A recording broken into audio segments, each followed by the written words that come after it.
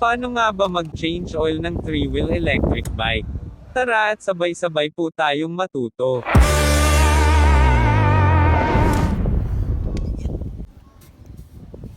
Ito ang oil filler plug. Dito po natin isasalin ang bagong oil. Dito naman sa ilalim niya matatagpuan ang drain plug. Dito naman natin papalabasin ang lumang oil. Linisan muna natin ang labas ng motor para maiwasang mahaluan ng alikabok ang ilalagay nating bagong oil. Gumamit ng 12mm na wrench. Unahin po nating tanggalin itong oil filler plug. Patulak po ang gawin sa wrench para matanggal ito. Sa pagtanggal naman sa drain plug ay 12mm na wrench din ang gamit. Dito naman ay pahila ang pagtanggal.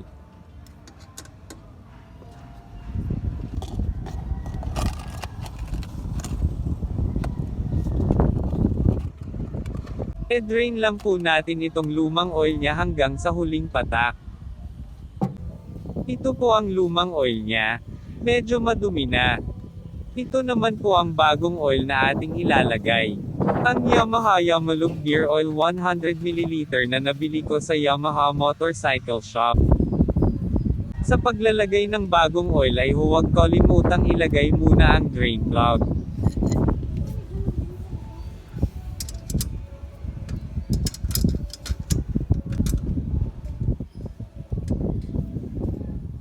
Tsaka ito salinan ng bagong oil.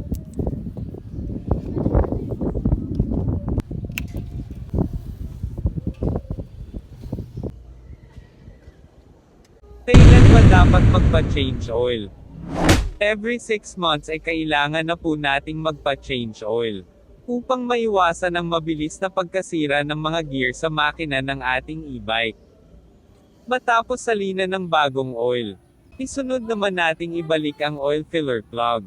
Sa pagbalik ng oil filler plug at drain plug ay ugaliing gamitin muna ang kamay natin sa paghihigpit nito. Para maiwasang ma-loose thread ang mga thread ng oil filler plug at drain plug.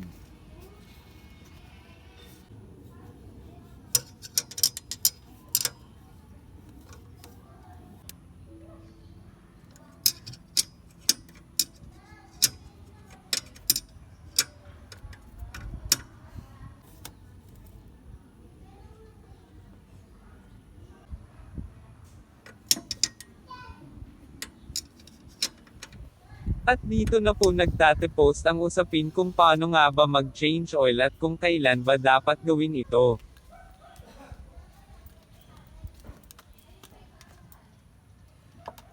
Ito po pala ang tinakbo ng aming e-bike sa kanyang ika-5 buwan at kalahati sa aming pangangalaga.